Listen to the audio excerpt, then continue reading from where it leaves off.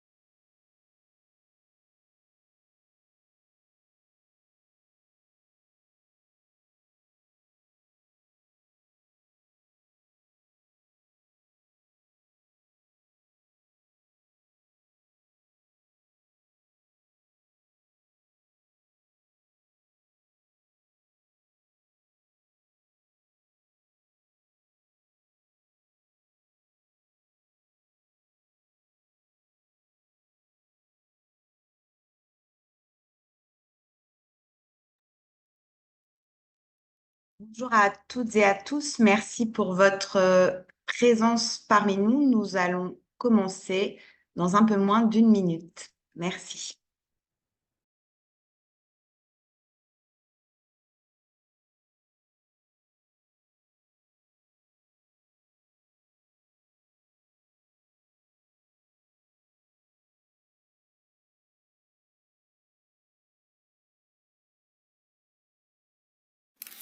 Ok, on peut commencer, je crois. Alors, bonjour, bonsoir à tout le monde.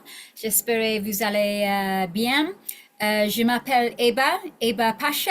Je suis de le Global Health Cluster. If you can do the next slide, Francis. Thank you. Nous sommes très heureuses d'avoir vous ici aujourd'hui avec nous.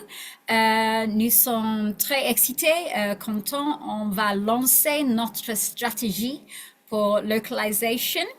On veut le discuter, le présenter avec vous cet après-midi. Alors, donc, on va commencer avec notre présentation, mais après, on peut avoir un petit temps de discute aussi. OK. Alors, le prochain, s'il vous plaît. Alors, je suis de le Global Health Cluster. Comme vous savez très bien, le système de cluster s'était créé dans 2020. C'était pour améliorer la réponse humanitaire. Notre rôle comme le Global Cluster est pour soutenir les pays à continuer à faire son réponse.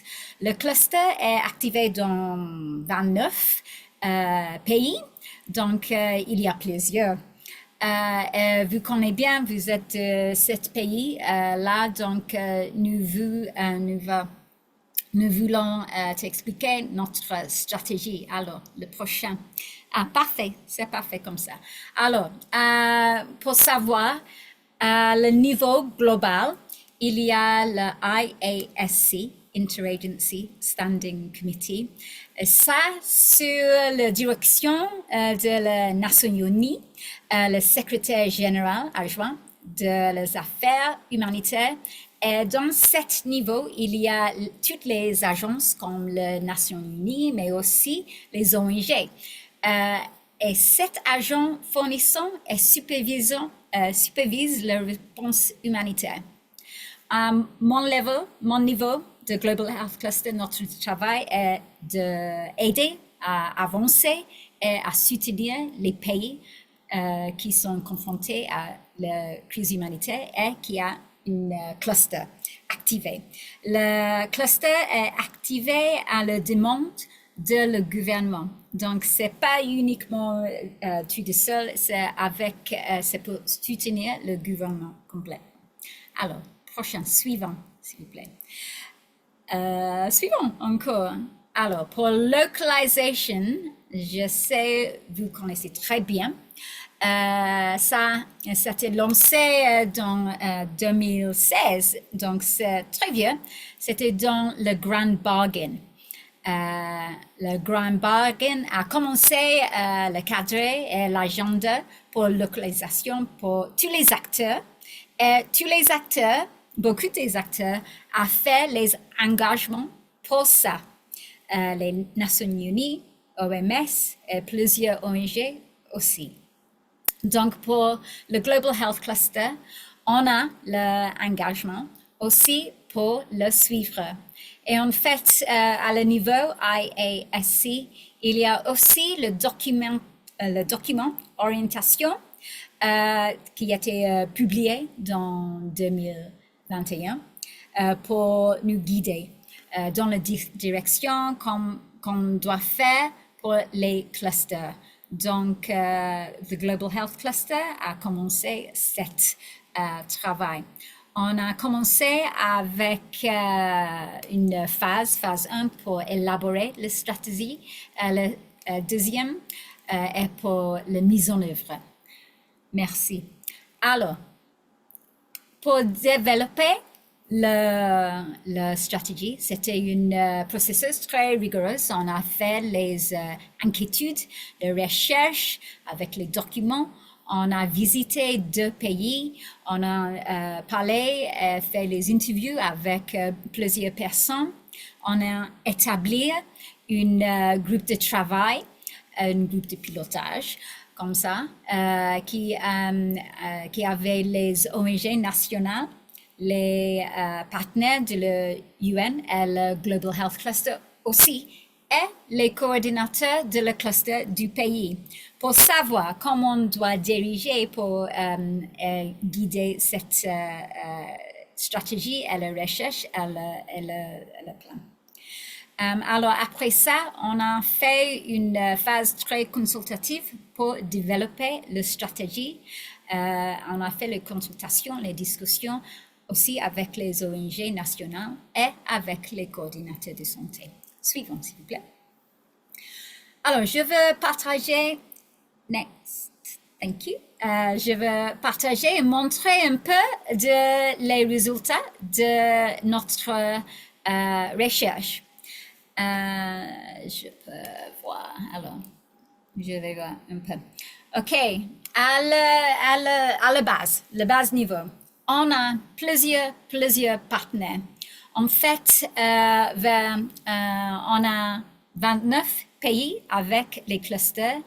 Dans ces pays, on a presque 1800 partenaires qui font la coordination dans le cluster de santé. Et dans ça, on a environ 50% de les partenaires sont de les ONG nationales. Donc, c'est une grande partie de notre partenaire.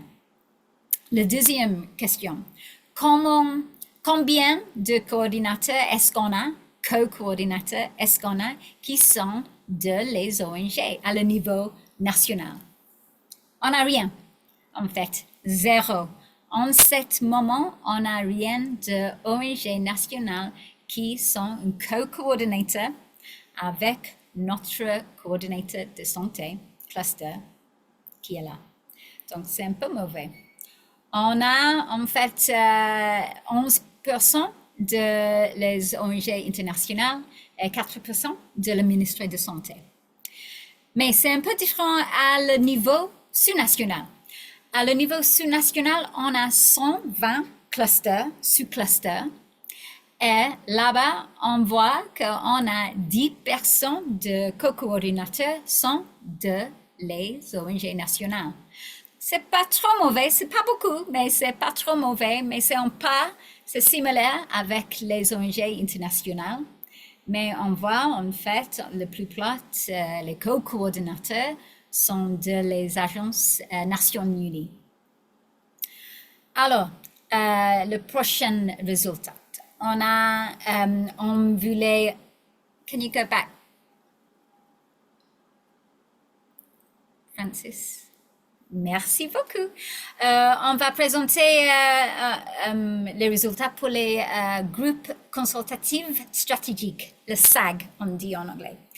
Donc, on a le SAG dans 60% du pays, du cluster. Les SAG font beaucoup de choses, comme discuter les défis, les opportunités, les voies stratégiques à suivre pour le cluster de santé.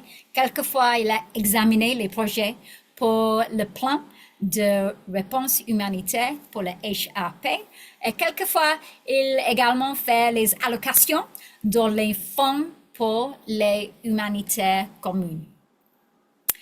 On voit, on a dans 60% du pays, on a 7 formes de groupe à le niveau national. Et les participants, les membres dans ça, c'est pas trop mauvais pour les ONG. En fait, on a environ 25 personnes du membres sont de les ONG nationales. Et c'est même presque le même que les ONG internationales, et presque le même avec les partenaires de la Nations Unies.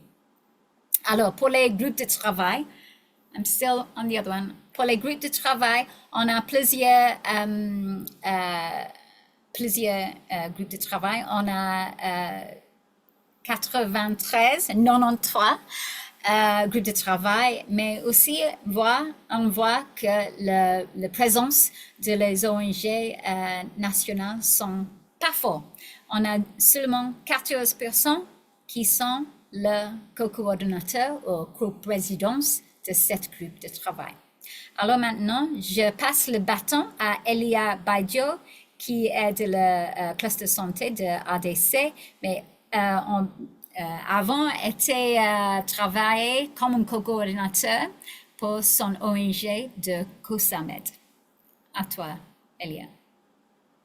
Merci beaucoup, Iba, pour la parole et pour l'introduction. En fait, je vais aussi parler en quelques mots sur les obstacles et les opportunités en faveur de ces stratégies de localisation. D'abord, je dois dire qu'il existe de nombreuses barrières à la localisation et qu'elles sont largement reprises dans la stratégie. Mais dans cette présentation, nous allons essayer de discuter seulement 6 principales barrières qui sont récurrentes et puis souvent rencontrées chez beaucoup de nos partenaires. Le premier, c'est souvent le financement limité pour les ONG nationales et locales. Les ONG nationales ou les acteurs locaux et nationaux, on observe qu'ils racontent plusieurs obstacles pour accéder à un financement, surtout à long terme et flexible. Et principalement, c'est en raison de l'existence de certaines conformités avec les bailleurs ou les donateurs. Le deuxième obstacle, ce sont les nombreuses formes de barrières politiques et de restrictions. Il y a certains donateurs ou bailleurs qui disent qu'il ne faut pas travailler avec telle ou telle autorité étatique, mais aussi il y a les autorités qui peuvent restreindre l'accès à ces ONG, ces acteurs ou ces partenaires. Le troisième, c'est quand même aussi un obstacle lié à la plateforme de coordination humanitaire elle-même. Et là, c'est souvent des barrières linguistiques, des barrières d'accès physique et même de pertinence. On voit qu'il y a certains partenaires locaux ou nationaux qui ne savent pas leur pertinence, la pertinence de leur participation au mécanisme de coordination. Et le quatrième, c'est l'engagement organisationnel qui est faible des ONG nationales pour mettre en œuvre ces stratégies de localisation. Par exemple, ce sont eux qui veulent, peut-être les ONG internationales veulent souvent assurer la co-facilitation au lieu de laisser la place aux ONG nationales ou locales. Et l'avant-dernier obstacle, c'est les déséquilibres du pouvoir entre les partenaires dans la plateforme de coordination. Et enfin, c'est ce que nous avons appelé un lien qui est faible entre le niveau local, national et le niveau global. Et là, vous voyez souvent les acteurs locaux, par exemple, ne savent pas ce qui se passe au niveau national et au niveau global. Ils ne savent même pas c'est quoi le rôle du Global F Cluster comme EBA vient de les présenter. Next. Maintenant, par rapport aux opportunités, à côté de ces obstacles que nous venons de citer, il y a quand même les opportunités. Et les opportunités, ce sont les facteurs qui ont été observés comme étant favorisant la localisation. Il y en a nombreux, mais nous allons en discuter aussi quelques. Les premiers, c'est les contraintes d'accès. On a observé que la plupart d'engagements des ONG internationales pour donner la main aux ONG nationales ou locales, c'était là où ils avaient des contraintes d'accès physique ou administratif ou même politique. Mais on doit dire, à partir de cette localisation, on dit que on doit souligner qu'il y a plus de valeur des ONG nationales sans se limiter uniquement à ces contraintes d'accès. Voilà. Et le deuxième opportunité également, c'est l'opportunité croissante du momentum, qui est l'engagement de plusieurs clusters, plusieurs secteurs, et également l'engagement de plusieurs bailleurs, plusieurs ONG internationales qui mettent en place des politiques ou des stratégies de localisation. Et l'exemple typique, c'est cette stratégie du cluster santé qui est mise en place au niveau global et qui sera même adaptée à tous les différents niveaux nationaux. Et l'autre, ce sont les soutiens des autorités. On observe que les autorités ont un très grand rôle à jouer pour accompagner la localisation. Dans certains pays, là où il y a au niveau sous-nationaux, il y a des sous-coordinations qui regroupent les acteurs locaux autour du ministère de la Santé et ça renforce leur visibilité et aussi leur participation. Et en dernier, on va parler aussi du processus de localisation par les financements humanitaires. Les financements humanitaires, selon les enquêtes faites au niveau de certains acteurs locaux, on a trouvé que c'est un mécanisme qui facilite trop l'engagement ou la localisation parce que on a trouvé même que dans ces 2 à 3 dernières années, l'enveloppe allouée aux acteurs locaux et nationaux a augmenté. Ça a augmenté, mais on doit noter aussi que ces financements humanitaires ne représentent que environ 1% selon les études de la contribution au HRP. Donc, plusieurs choses doivent être jouées. Voilà quelques éléments. Je vais passer maintenant la parole à ma collègue Virginie qui va faire une vue d'ensemble de cette stratégie de la localisation du cluster santé. À vous, Virginie. Merci beaucoup, Elia, pour cette vue d'ensemble des obstacles et des opportunités. Nous allons maintenant entrer dans le vif du sujet, la fameuse stratégie, avec une vue d'ensemble de cette stratégie du groupe sectoriel mondial pour la santé, le GHC, sur la localisation. Un but très clair. On veut ici donner une approche pratique globale pour garantir l'engagement des acteurs locaux et nationaux au sein de ce groupe sectoriel. Et là, on revient aux directives du comité permanent interorganisation, donc le IASC, qui vraiment informe cette stratégie, et Iba nous en a déjà parlé précédemment. On est sur une période de mise en œuvre de 2 ans, donc 2024-2025, et ensuite un processus de révision. Francis, prochaine diapositive. Next. Donc, on le sait tous, la localisation est très complexe à définir. Il existe plusieurs définitions. Nous, ce qu'on a fait au niveau du groupe de pilotage de cette stratégie de localisation, c'est qu'on s'est entendu sur des éléments clés qui nous semblaient faire consensus et sens par rapport à la réalité du cluster santé. Donc, la localisation étant un processus collaboratif, dynamique et s'intéressant vraiment à la participation équitable et significative des acteurs locaux et nationaux. Prochaine slide, Francis. Donc, pour arriver à atteindre ce but de localisation, évidemment, des principes sont essentiels à respecter. Et là, rien de nouveau pour nous tous et toutes, mais quand même, on tenait à les projeter ici. Donc, on parle de principes humanitaires, de redevabilité aux populations affectées, l'importance de coller au contexte, on parle de localisation, d'avoir une vision multidimension, multisecteur, principe de partenariat équitable, le bien-être des équipes, l'inclusion des plus marginalisés et évidemment le partage des capacités dont on reparlera. Prochaine diapo, Francis. Merci. Alors, le but stratégique, on l'a dit, on est sur une transformation et une transformation positive pour un engagement de ces acteurs locaux et nationaux. Il y a 5 engagements sur lesquels on va revenir dans 10 secondes. Mais, et d'ici là, je voulais simplement vous présenter de façon très générale les 3 objectifs stratégiques, les 3 priorités stratégiques qui sont couverts par la stratégie. On parle de leadership, on parle de représentation équitable et on parle aussi d'autonomisation. Alors, découle de ces principes stratégiques 5 engagements chiffrés, concrets, qu'on souhaite voir évidemment contextualisés au niveau local. Le premier, 65% des groupes sectoriels pour la santé, des health clusters au niveau national, élaboreront un plan d'action pour la localisation. Deuxième élément, et ça résonne évidemment avec les éléments que Iba nous a présenté sur la co-coordination. Donc, l'ambition est d'avoir 30% des co-coordinateurs qui viendront des acteurs locaux et nationaux au niveau national, et puis 50% des co-coordinateurs qui viendront des acteurs locaux et nationaux au niveau sous-national. Donc, vraiment une augmentation de la présence des acteurs locaux et nationaux en tant que coordinateurs.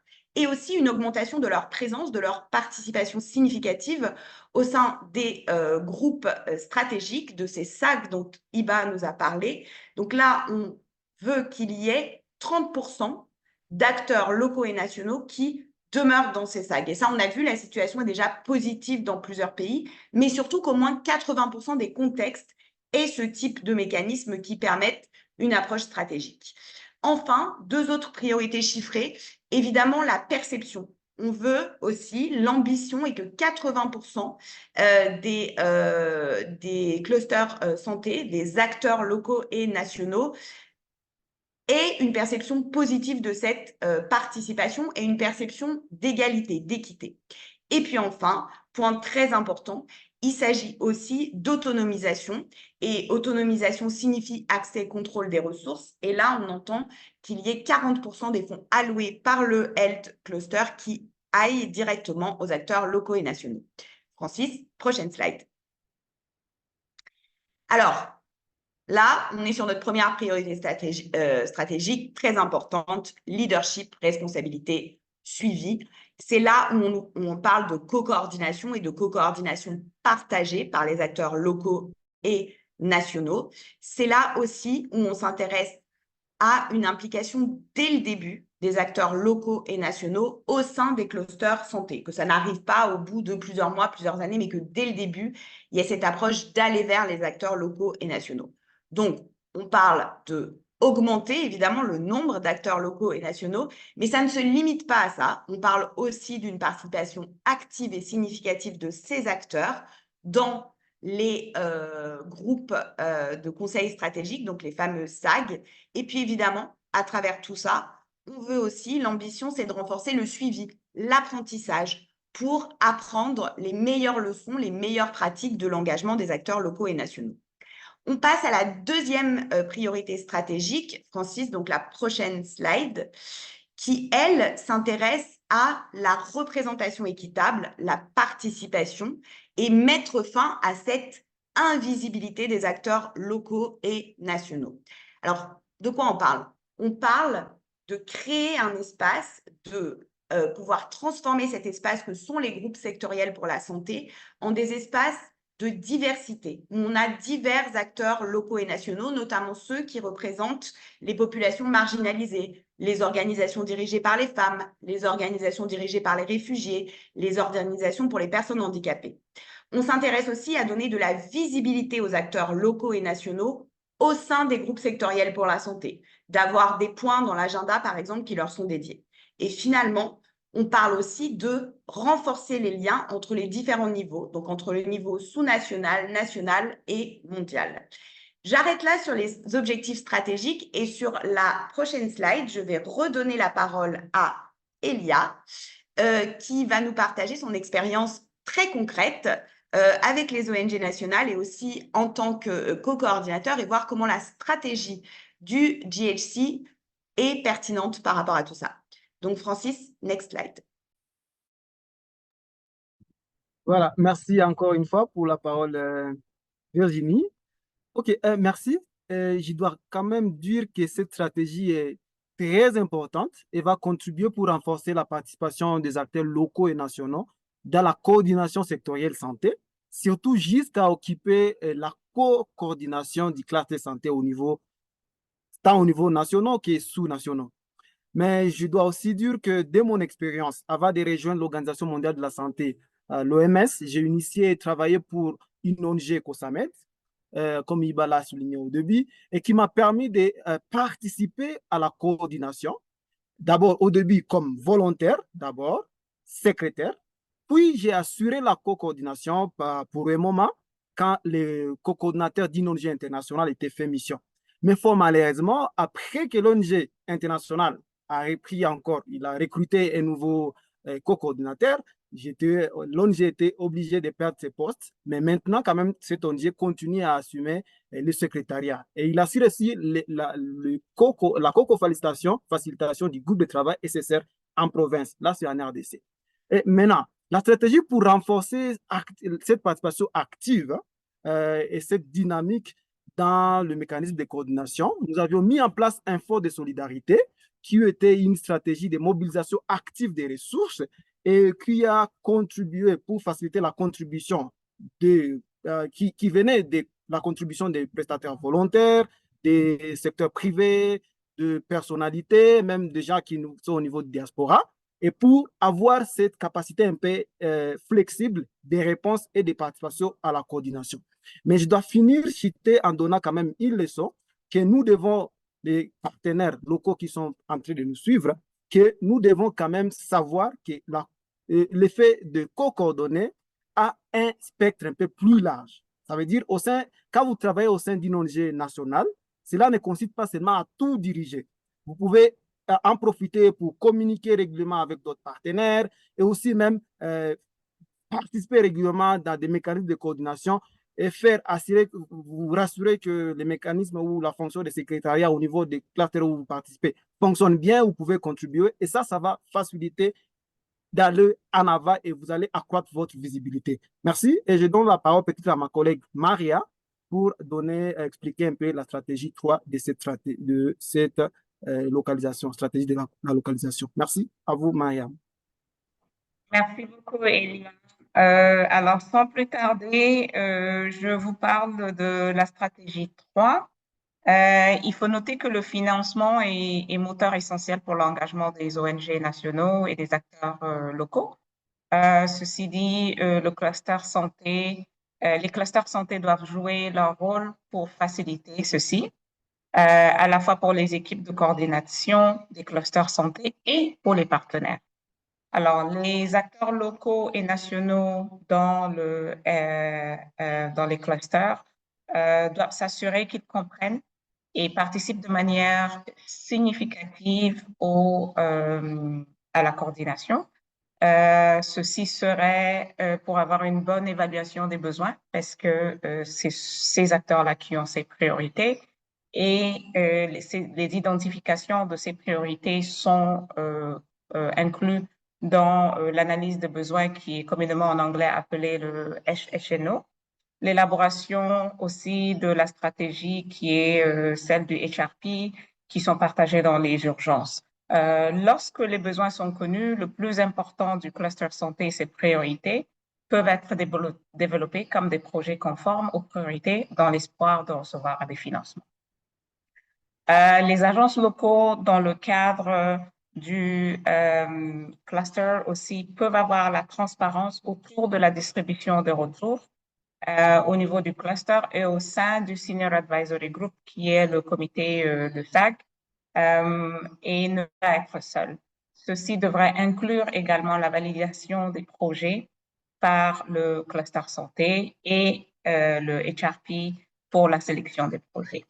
Dans le cadre du renforcement des capacités des acteurs nationaux et locaux pour la mobilisation des ressources, notre contribution en tant que cluster santé n'est pas une solution complète. Ceci dit, en étant rassembleur, le cluster donne l'accès et la disponibilité des documents pertinents pour nos partenaires qui sont les agences les acteurs nationaux et locaux pour élaborer des propositions solides lors de la mobilisation des fonds dans le cadre du HRP ou avec des autres opportunités que les bailleurs nous offrent dans les zones d'urgence. Donc, le cluster rassemble et convoque et identifie les partenaires du cluster santé pour soutenir et renforcer les partenaires qui sont les agents locaux et nationaux dans le développement des capacités, des gestions de projets, de rédaction de propositions, de suivi, de reporting, d'évaluation et des principes humanitaires, ainsi que dans la gouvernance organisationnelle. D'autres partenaires et parties prenantes pourraient aussi intervenir dans le système et la gouvernance, par exemple à travers le financement direct, chose que nous encouragerons beaucoup et que nous faisons aussi auprès du plaidoyer avec les donateurs. Slide suivante, s'il vous plaît. Merci. Et ici, j'aimerais bien expliquer un peu les actions stratégiques.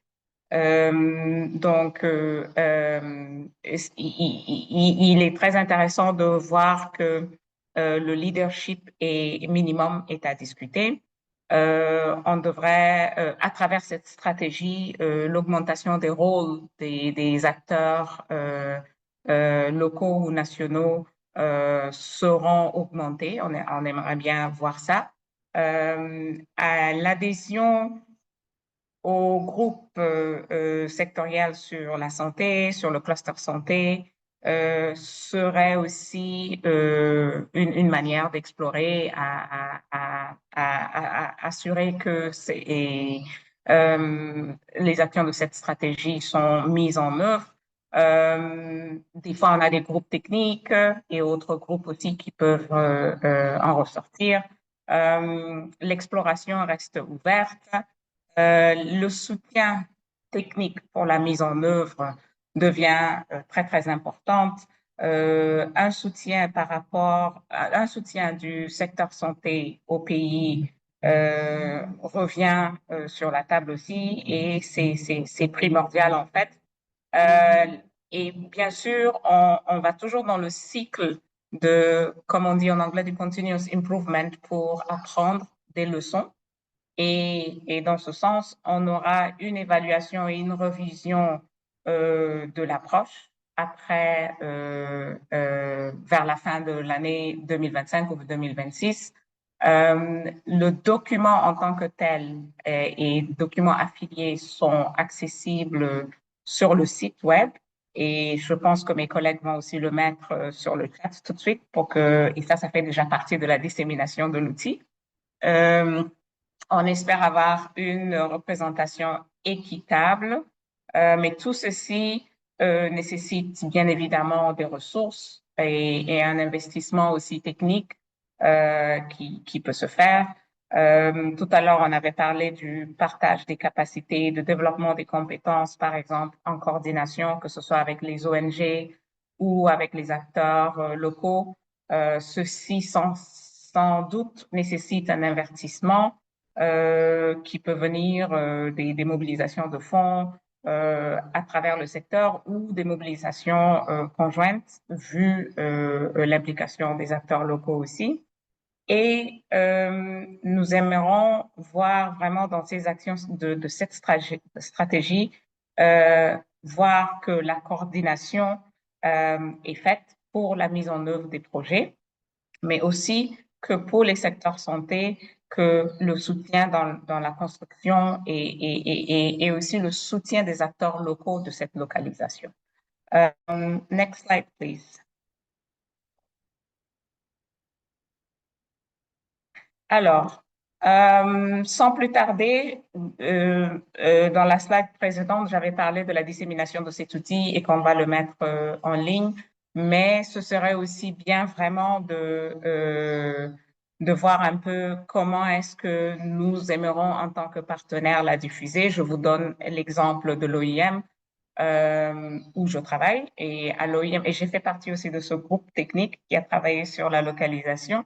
Je me suis en fait inspirée de la stratégie de localisation de l'institution de l'OIM et je peux vous dire que les trois piliers dont on a discuté tout récemment, dont les deux premières ont été présentées par Virginie, se complètent.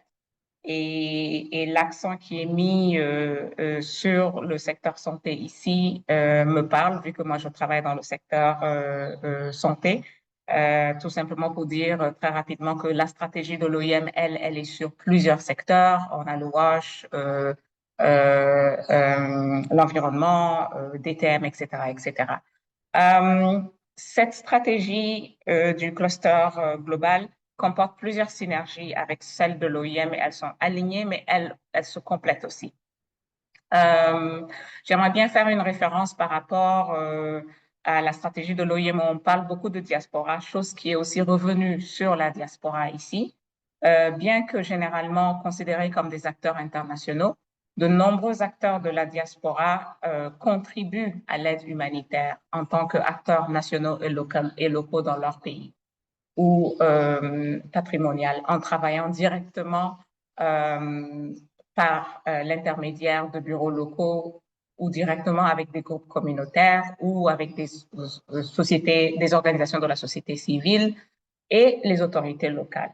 Donc, la diaspora, je peux dire qu'elle joue un rôle essentiel dans l'agenda de la localisation du cluster santé. Et si le temps me permet, quelques mots sur le renforcement des capacités. C'est aussi quelque chose qui se fait en étroite collaboration avec les partenaires. Un exemple que je peux donner est quand j'avais travaillé au Nord, dans la section MENA, on avait eu à travailler avec 5 ou 6 pays, si je me rappelle bien, sur la gestion migratoire et les besoins en matière de santé pour les migrants. Donc, et ça a été fait avec les acteurs locaux, y compris les ministères de la santé respectifs. Des outils régionaux ont été élaborés, suivis de formation de formateurs, mais aussi en parallèle sur le côté gouvernance.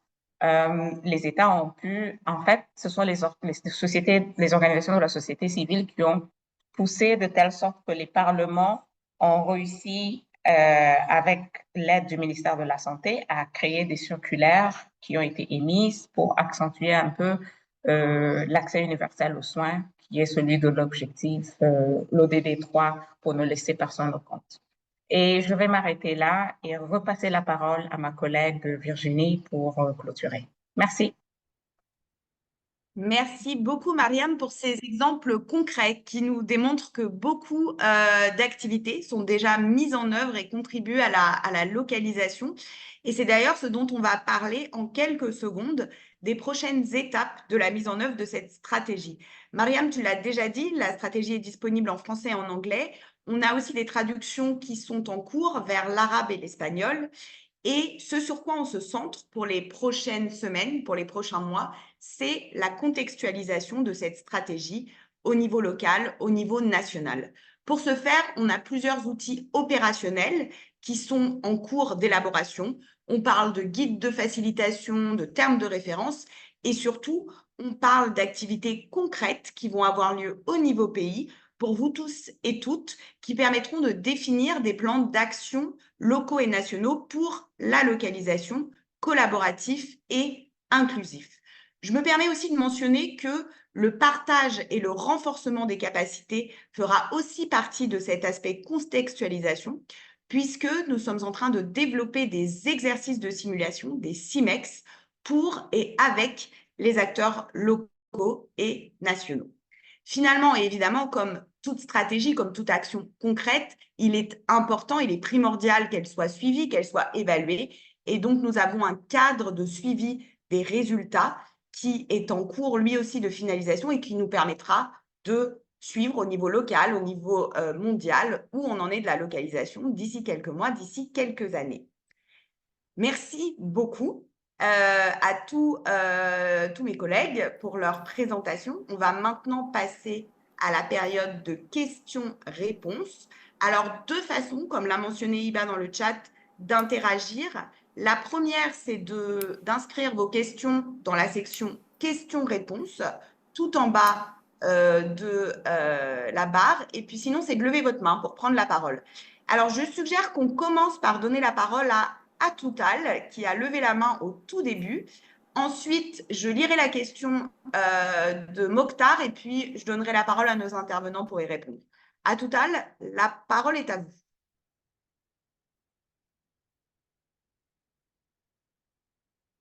Atoutal, est-ce que vous nous entendez? Alors, pendant qu'on règle ce petit problème technique de son, ce que je vous propose, c'est de résumer la question de Mokhtar qui revient sur les défis pour les acteurs locaux. Manque d'autonomie, impossibilité d'aller au-delà des engagements contractuels avec leurs bailleurs, qui ne sont pas forcément flexibles, et difficile aussi pour les clusters sous-nationaux, qui souvent ne sont pas très accessibles. Alors, on a Elia avec nous, qui a vécu ça de très près. Donc, Elia, est-ce que tu aurais quelques éléments à partager avec nous sur ces difficultés que toi, tu as connues de très près au niveau local? Oui, merci beaucoup, hein, merci pour la parole encore une fois. Par rapport à ça, et sûrement, c'est vrai, il y a un manque d'autonomie. C'est comme on l'a dit hein, dans la stratégie que les partenaires, d'ailleurs, on dit ils ont quand même des capacités pour faire quelque chose. Et ils peuvent faire les quelque chose avec le peu de moyens qui sont disponibles à leur côté. Ils ont aussi des limites de moyens avec des financements à long terme pour faire plus que ce qui sont demandés. Mais c'est les moyens de les aider à les construire progressivement, à renforcer leurs capacités. Et demain ou après-demain, ils vont faire plus que ce que vous les demandez. Et aussi, il faut les coacher régulièrement. Les coacher parce qu'il ne faut pas, certaines organisations internationales les prennent comme des challenges. Non, comme de concurrence, comme on peut le dire. Mais ce n'est pas le cas. Ce sont les choses où les partenaires qu'il faut accompagner et les amener à faire plus que ce que vous les avez demandé par le futur. Voilà, merci, c'est ce que je voulais dire, mais c'est très concret, euh, par limite, bien sûr, de certaines capacités. Ils ne peuvent pas être, faire plus. Merci. Merci beaucoup, Elia. Alors, à Total, normalement, vous n'avez qu'à activer votre micro. Est-ce que ça fonctionne? Alors, à Total, il semble que ce soit un problème persistant. Est-ce que c'est possible pour vous de taper votre question dans la section questions-réponses? Et puis, on peut passer à Jacques Hassani qui a levé sa main. Jacques, je vous en prie, allez-y.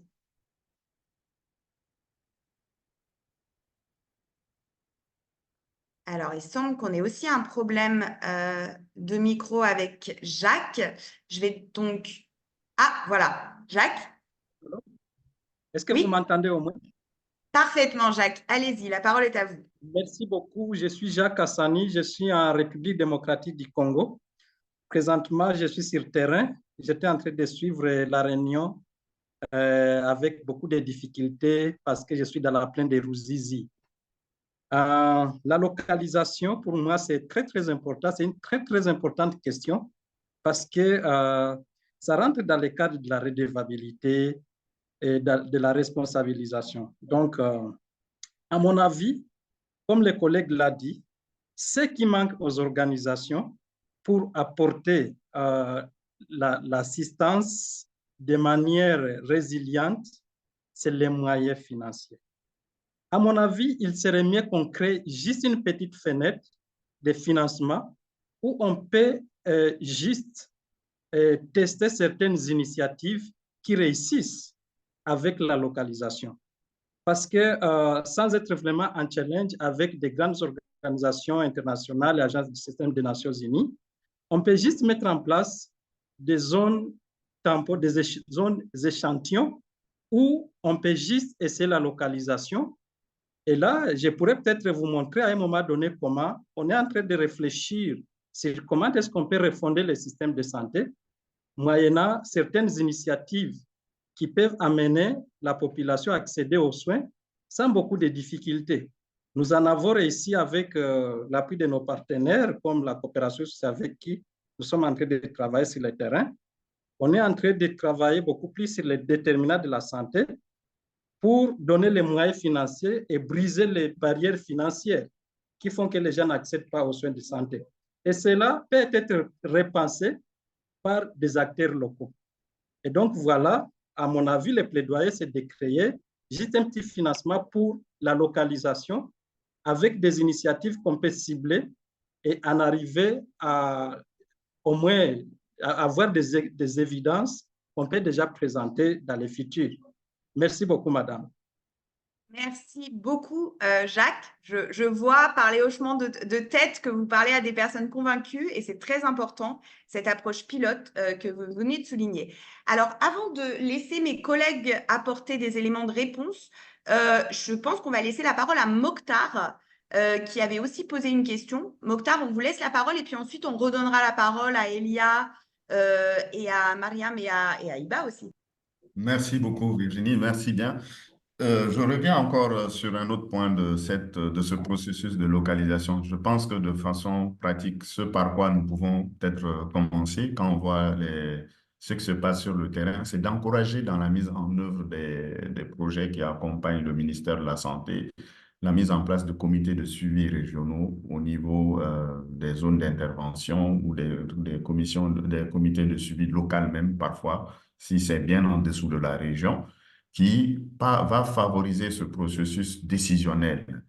Et donc, ce qui est important, c'est vrai que ça va être toujours sous le leadership des autorités, mais ça va donner la voix aux acteurs locaux de pouvoir s'exprimer librement, aux acteurs de mise en œuvre de projets, et ça va permettre également de favoriser le partenariat stratégique au niveau local, parce que ça ne se met pas, je prends un exemple, si on est dans le domaine de la lutte contre les VBG, et on n'est pas seul à intervenir dans ce domaine. Il y a d'autres acteurs qui interviennent dans la zone d'intervention, c'est de convier toutes ces personnes à participer au comité de suivi régional de votre projet pour qu'ils viennent apporter aussi leurs expériences et favoriser la synergie dans les interventions.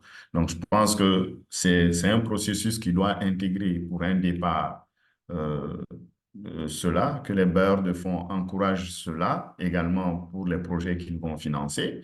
Et progressivement, le leadership local va pouvoir se mettre en place. Les autorités locales pourront faciliter la coordination des comités de mise en œuvre ou des comités de suivi régionaux ou autres clusters qui vont se mettre en place. Donc, on est en train d'expérimenter un peu cela dans la région des Cascades au Burkina Faso.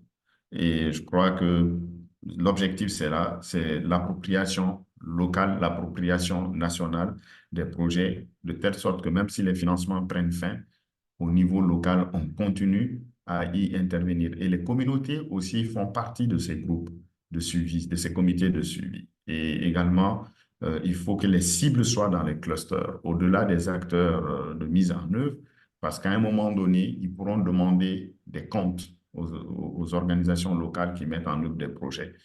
Donc, je me dis, c'est un processus qui doit être inclusif dès la base et, et renforcer les capacités de tous les acteurs et voir réellement quelle stratégie de mobilisation des ressources locales peut être mise en place. Par exemple, les municipalités peuvent être mises en contribution.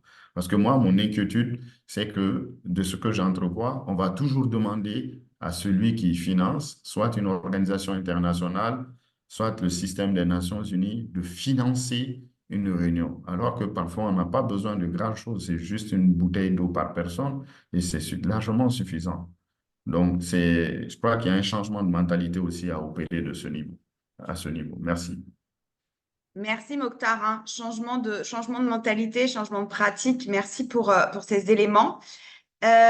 On avait une main qui était levée, qui est plus levée. Donc, on va passer directement à nos intervenants et nos intervenantes. Je vais vous laisser réagir sur différents points. Elia, je pense que c'est intéressant on nous a beaucoup parlé de financement et je sais que tu as été témoin sur le terrain d'une initiative de financement un petit peu innovante. Peut-être que tu peux nous en parler parce que c'est vrai que ça a été beaucoup re-questionné. Ensuite, on nous a aussi parlé de l'importance des partenariats multi-acteurs dans des secteurs, dans des contextes, pardon, d'urgence humanitaire. Peut-être que là, Mariam, tu voudrais partager avec nous quelques idées et aussi ton expérience.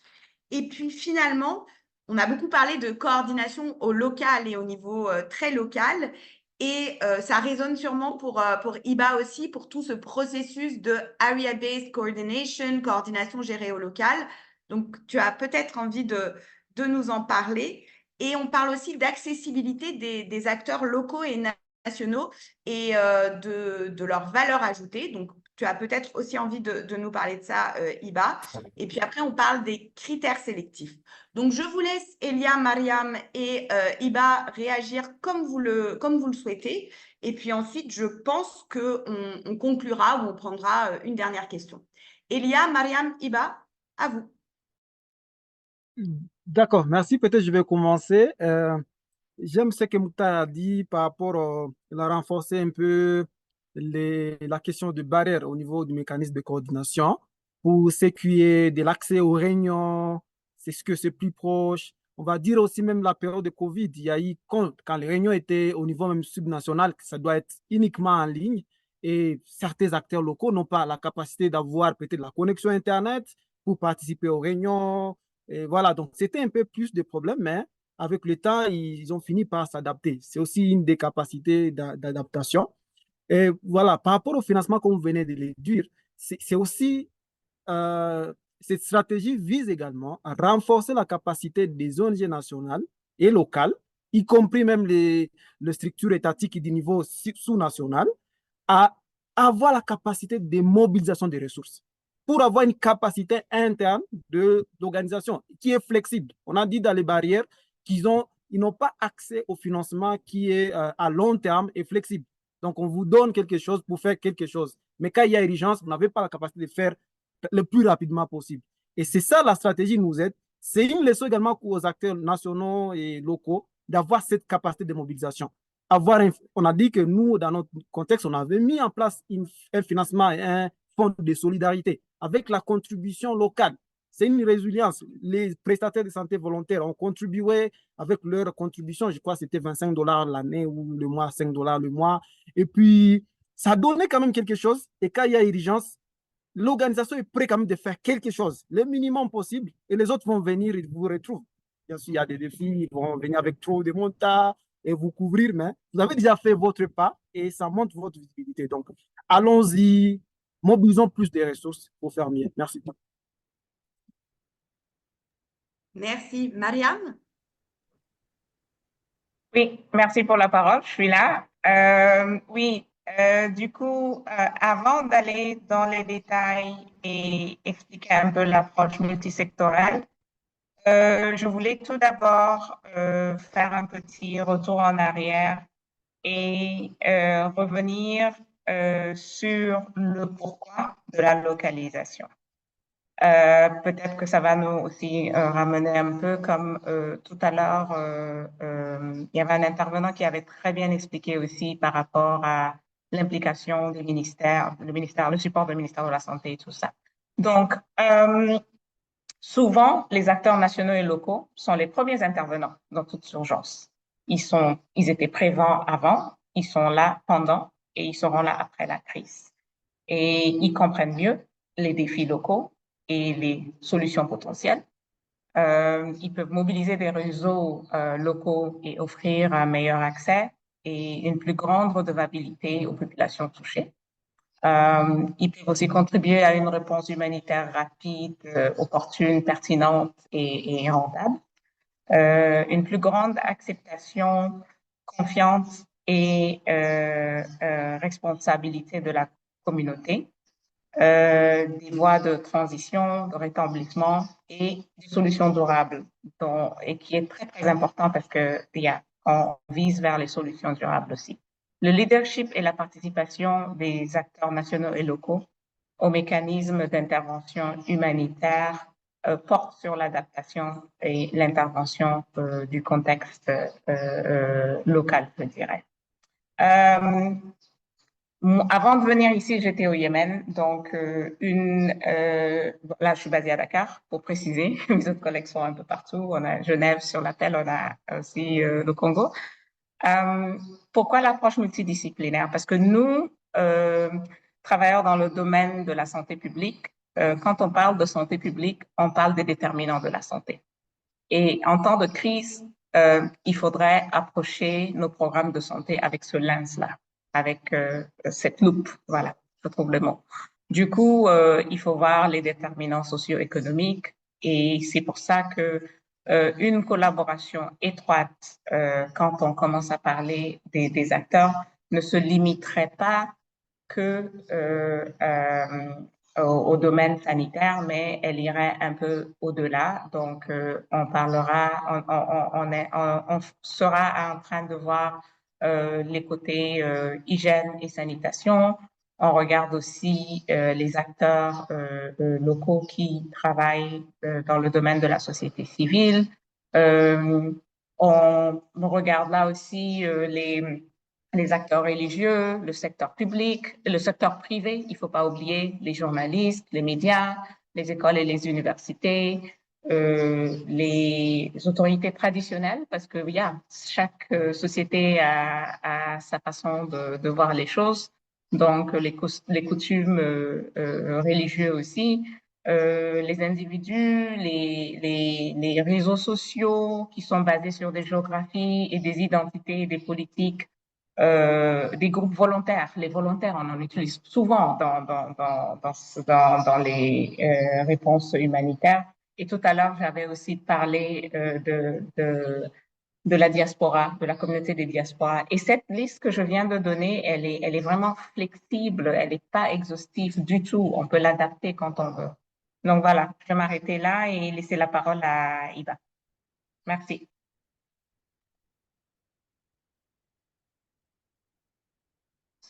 Iba, on t'entend pas? Je viens, je suis là maintenant.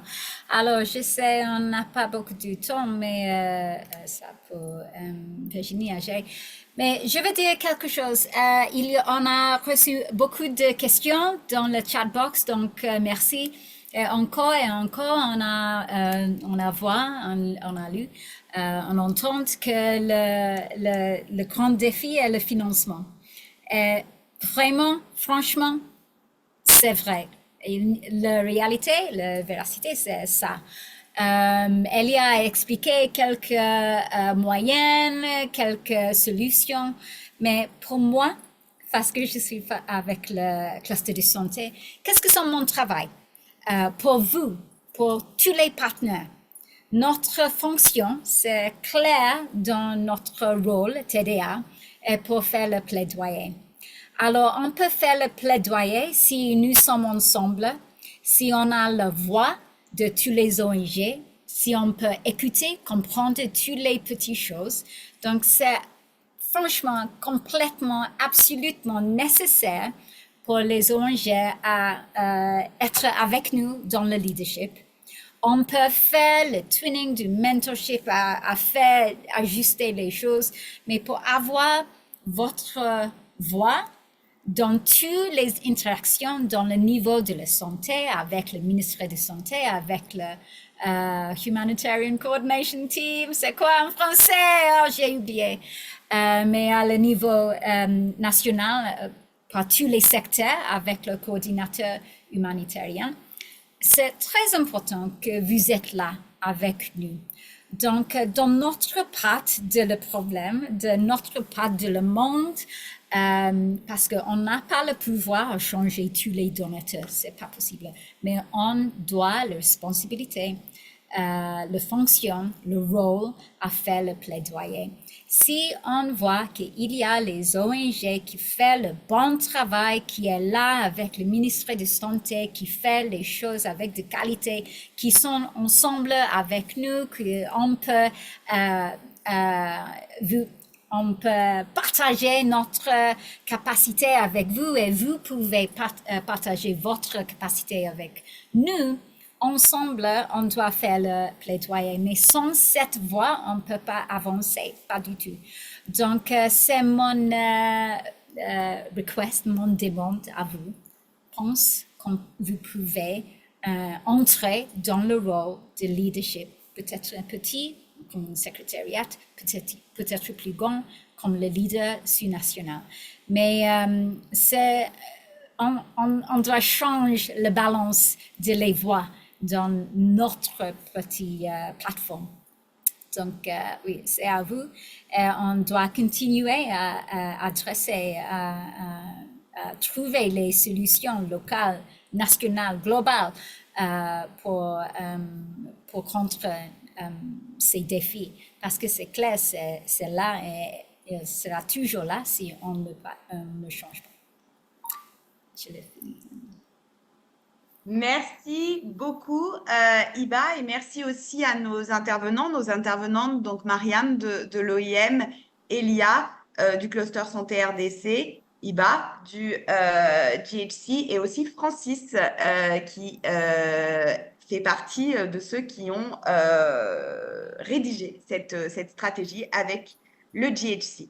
Alors, nous espérons avoir pu répondre à toutes vos questions, mais bien entendu, on l'a dit, la localisation, c'est un processus et ça se passe sur le court, le moyen et le long terme. Donc, on reste disponible en tant que Global Health Cluster pour interagir avec vous. Mes collègues vont mettre notre adresse mail dans le chat. Vous la retrouvez aussi dans la stratégie de localisation dont le lien a été partagé avec Iba. Et bien entendu, nous vous invitons à contacter vos coordinateurs nationaux et sous-nationaux des groupes sectoriels pour la santé afin de travailler avec eux aux prochaines étapes de la mise en œuvre de cette stratégie vers un renforcement de la participation, de la représentation et du leadership des acteurs locaux et nationaux. Merci beaucoup. Donc, on va juste vous mettre… alors, on nous dit que le lien pour la stratégie ne fonctionne pas. Alors, on va juste peut-être revérifier ça tout de suite. Le lien pour la stratégie ne fonctionne pas. Alors, 2 petites secondes. On va faire un petit test. Sinon, ce que je vous invite à faire, c'est d'aller sur le site du Global Health Cluster, si jamais, parce que c'est parfois des questions de navigateur, vous allez sur sa section ressources et là, vous retrouverez la stratégie. Voilà, super. Et ensuite, pour ce qui est des échanges avec nous, vous retrouvez là aussi notre adresse mail. Merci beaucoup à toutes et tous pour votre participation et aussi pour avoir respecté les temps. Voilà, bon après-midi pour nos collègues en RDC notamment, et puis bonne fin de journée pour les collègues qui sont un peu plus tard. Merci.